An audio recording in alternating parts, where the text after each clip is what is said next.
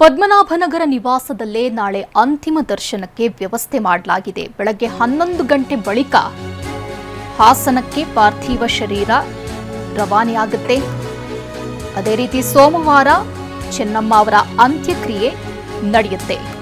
ಅಂತ್ಯಕ್ರಿಯೆ ಸ್ಥಳದ ಬಗ್ಗೆ ಇಂದು ರಾತ್ರಿ ನಿರ್ಧಾರ ಮಾಡಲಿದ್ದಾರೆ. ವಿಧಿವಿಧಾನದ ಮಾಹಿತಿ ಏನಿದೆ ಅದರ ಬಗ್ಗೆ ಎಚ್.ಡಿ. ಕುಮಾರಸ್ವಾಮಿ ಅವರು ಇದೀಗ ನೀಡಿರುವಂಥದ್ದು.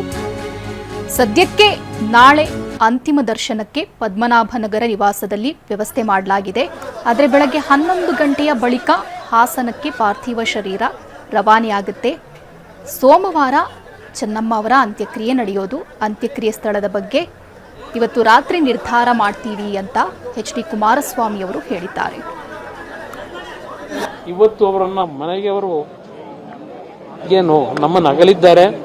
ಪದ್ಮನಾಭನಗರದ ಮನೆಯಲ್ಲಿ ಇವತ್ತೇನು ಕಾರ್ಯಕ್ರಮ ಆಗಬೇಕು, ಅವರ ಅಂತಿಮ ಒಂದು ಕಾರ್ಯಗಳನ್ನು ಮಾಡಬೇಕು. ಆದ ನಂತರ ಅವರ ಒಂದು ಲಕ್ಷಾಂತರ ಕುಟುಂಬದ ಸದಸ್ಯರುಗಳು ಅವರಿಂದ ಏನು ಜೀವನ ಕಂಡಿದ್ದಾರೆ, ಅವರುಗಳು ಸಹ ನೋಡ್ಲಿಕ್ಕೆ ಬರ್ತಕ್ಕಂಥವರಿಗೆ ಒಂದು ಅವಕಾಶ ಕಲ್ಪಿಸ್ತಕ್ಕಂಥದ್ದು ನಮ್ಮ ಕರ್ತವ್ಯ ಇದೆ. ಬಹುಶಃ ನಾಳೆ 11 ಗಂಟೆ ಮೇಲೆ ಅವರು ಜನ್ಮ ಕೊಟ್ಟಂಥ ಸ್ಥಳ ಹಾಸನ ಜಿಲ್ಲೆ, ನಮ್ಮ ತಂದೆಗೆ ಜನ್ಮ ಕೊಟ್ಟಂಥ ಸ್ಥಳ, ಅಲ್ಲಿಗೆ ಅವರನ್ನು ಶರೀರವನ್ನು ತೆಗೆದುಕೊಂಡು ಹೋಗ್ತಕ್ಕಂಥದ್ದಕ್ಕೂ ತೀರ್ಮಾನ ಆಗಿದೆ. ಮನೆಗೆ ಹೋದ ನಂತರ ಮುಂದಿನ ಕಾರ್ಯಗಳು ಏನು ಅಂತಕ್ಕಂಥದ್ದು ತೀರ್ಮಾನಗಳನ್ನು ಎಲ್ಲ ಸೇರಿ ಮಾಡಬೇಕು ಅಂತ ಇದ್ದೇವೆ. ಇವತ್ತು ಅವರನ್ನು ಮನೆಗೆ ಅವರು ಏನು ನಮ್ಮನ್ನು ಅಗಲಿದ್ದಾರೆ. ಪದ್ಮನಾಭನಗರದ ಮನೆಯಲ್ಲಿ ಇವತ್ತೇನು ಕಾರ್ಯಕ್ರಮ ಆಗಬೇಕು, ಅವರ ಅಂತಿಮ ಒಂದು ಕಾರ್ಯಗಳನ್ನು ಮಾಡಬೇಕು. ಆದ ನಂತರ ಅವರ ಒಂದು ಲಕ್ಷಾಂತರ ಕುಟುಂಬದ ಸದಸ್ಯರುಗಳು ಅವರಿಂದ ಏನು ಜೀವನ ಕಂಡಿದ್ದಾರೆ, ಅವರುಗಳು ಸಹ ನೋಡ್ಲಿಕ್ಕೆ ಬರ್ತಕ್ಕಂಥವರಿಗೆ ಒಂದು ಅವಕಾಶ ಕಲ್ಪಿಸ್ತಕ್ಕಂಥದ್ದು ನಮ್ಮ ಕರ್ತವ್ಯ ಇದೆ.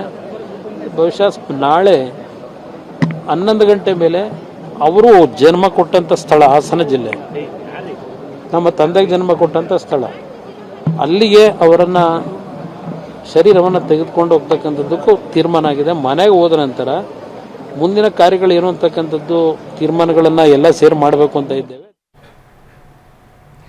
ಇನ್ನು ಹಲವು ಗಣ್ಯರು ಎಚ್.ಡಿ. ದೇವೇಗೌಡರ ಪತ್ನಿ ಚೆನ್ನಮ್ಮ ಅವರ ಸಾವಿಗೆ ಸಂತಾಪ ಸೂಚಿಸಿದ್ದಾರೆ. ಬಿ.ಎಸ್. ಯಡಿಯೂರಪ್ಪ, ಅದೇ ರೀತಿ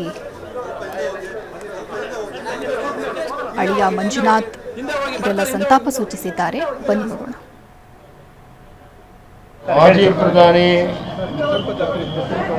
ಈ ದೇವೇಗೌಡರ ಧರ್ಮಪತ್ನಿ ಹಾಗೂ ಎಚ್.ಡಿ. ಕುಮಾರಸ್ವಾಮಿ ಅವರ ತಾಯಿ ಶ್ರೀಮತಿ ಚೆನ್ನಮ್ಮ ಅವರು ವಿಧಿವಶರಾಗಿರುವ ವಿಷಯ ತಿಳಿದು ಅತೀವ ದುಃಖ ಆಗಿದೆ.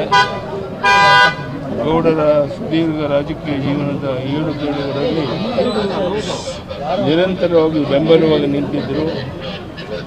ಅವರ ಅಗಲಿಕೆ ಗೌಡರ ಇಡೀ ಕುಟುಂಬಕ್ಕೆ ದೊಡ್ಡ ನಷ್ಟವಾಗಿದೆ. ಭಗವಂತ ಮೃತರ ಆತ್ಮಕ್ಕೆ ಶಾಂತಿಯನ್ನು ಕಲಿಸಿ ಅವರ ಕುಟುಂಬಕ್ಕೆ ದುಃಖವನ್ನು ಬರೋ ಶಕ್ತಿ ನೀಡಲಿ ಅಂತೇಳಿ ಪ್ರಾರ್ಥಿಸ್ತೇನೆ. I am deeply saddened to learn of the passing of Srimati Chennamma, wife of former Prime Minister Sri H.D. Devegowda ji and the mother of Union Minister Sri H.D. Kumaraswamy. Pray that the Almighty grants eternal peace to departed soul and grace, strength to the H.D. Devegowda and his family and members of heartfelt condolences. ಮಾಜಿ ಪ್ರಧಾನಿ ಈ ದೇವೇಗೌಡರ ಧರ್ಮಪತ್ನಿ ಹಾಗೂ